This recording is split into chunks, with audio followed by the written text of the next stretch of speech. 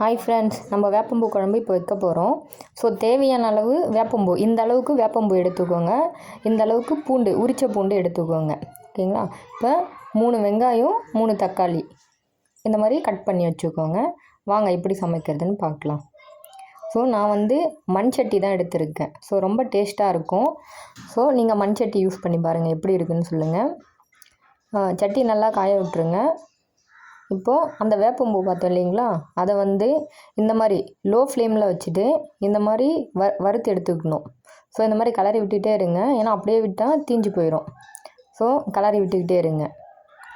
So ரொம்ப ஹெல்த்தியான food இது. குழந்தைங்களும் ரொம்ப விரும்பி சாப்பிடுவாங்க. ஸோ வயிற்றில் பூச்சி இருந்தால் கூட ஸோ குழந்தைங்களுக்கு கொடுத்தீங்கன்னா அந்த பூச்சியெல்லாம் இறந்து போயிடும். ஸோ அவ்வளோ மருத்துவ குணம் உள்ளது இந்த வேப்பம்பூ. ஸோ இந்த அளவுக்கு எடுத்துக்கோங்க. கிளறி இப்போ எடுத்து வச்சுக்கிட்டு நம்ம எண்ணெய் ஊற்றிக்கணும். எண்ணெய் ஊற்றி லோ ஃப்ளேம்லேயே வச்சுட்டு காய விட்டுருங்க.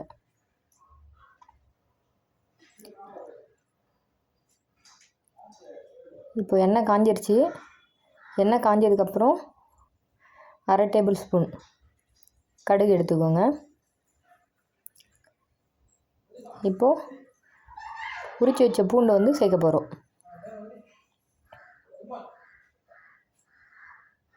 கடுகு நல்லா பொரிஞ்சிருச்சு. பொரிஞ்சதுக்கப்புறம் லோ ஃப்ளேம்லேயே இருக்கட்டும். இப்போ பார்த்திங்கன்னா கறிவேப்பிலை கொஞ்சம், அடுத்து உரித்து வச்ச பூண்டு சேர்த்துக்கணும். ஸோ பூண்டு போட்டுட்டு கிளறி விட்டுக்கிட்டே இருக்கணும். ஏன்னா பூண்டு தீஞ்சிடக்கூடாது, அது பச்சை பூண்டு அப்படியே இருக்கவும் கூடாது. ஸோ கிளறி விட்டுகிட்டே இருக்கணும். இந்த மாதிரி பண்ணி விட்டுட்டே இருங்க. ஸோ பூண்டு தீய விட்டுறக்கூடாது. இந்த மாதிரி கிளறி விட்டுட்டே இருந்தீங்கன்னா ஒரு மாதிரி பொன் வறுவலாக வரும், பொன்னிறம் மாறும். ஸோ இந்த மாதிரி மாறிடுச்சு பார்த்தீங்களா. இப்போ கட் பண்ணி வச்சுருக்க வெங்காயத்தை போடணும்.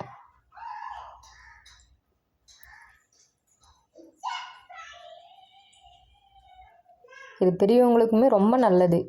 வயிற்றில் புண்ணு இருந்தால் கூட புண்ணு சரியாயிடும். ஸோ அல்சர் இருக்கவங்களாம் இது எடுத்துக்கலாம். வீக்லி ஒன்ஸ் ஆச்சு இதை சாப்பிட்லாம். ஸோ இந்த மாதிரி வெங்காயத்தை கொட்டிட்டு கிளறி விட்டுக்கணும்.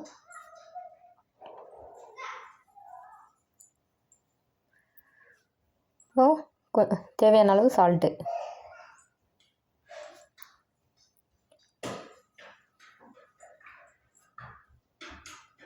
இந்த மாதிரி கிளறி விட்டுட்டே இருக்கணும். வேப்பம்பூவில் அவ்வளோ பெனிஃபிட்ஸ் இருக்குது.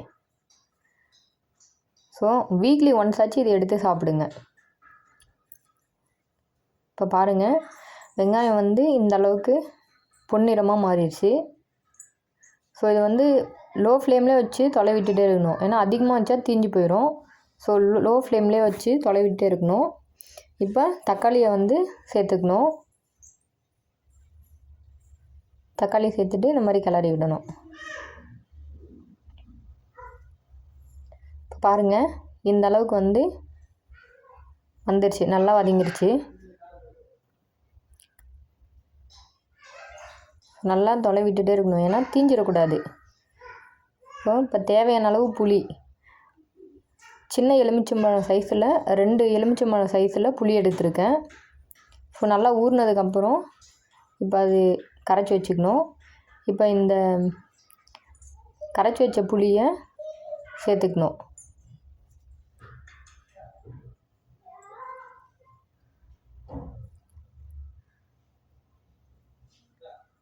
பாருங்கள், புளி சேர்த்தாச்சு.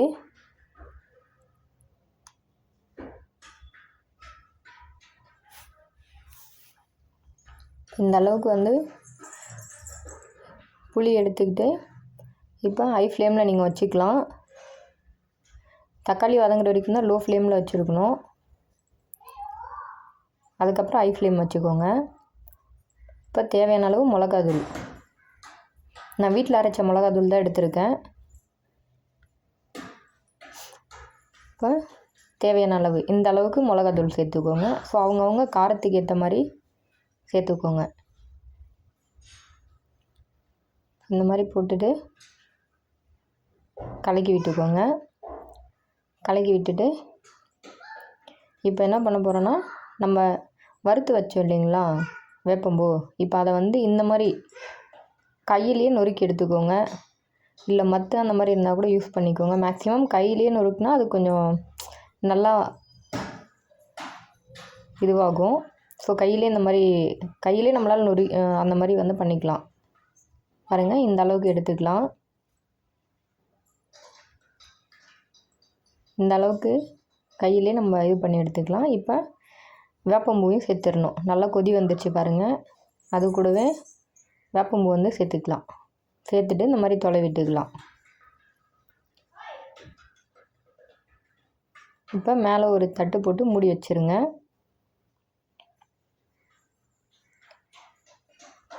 இந்த மாதிரி தொலை விட்டுட்டு மேலே ஒரு தட்டு போட்டு மூடிடுங்க.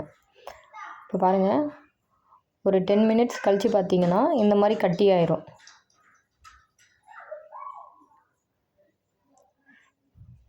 வேணுன்றவங்க கொஞ்சமாக வெல்லம் வேணால் சேர்த்துக்கலாம். பட் நான் வெல்லம் சேர்க்கல.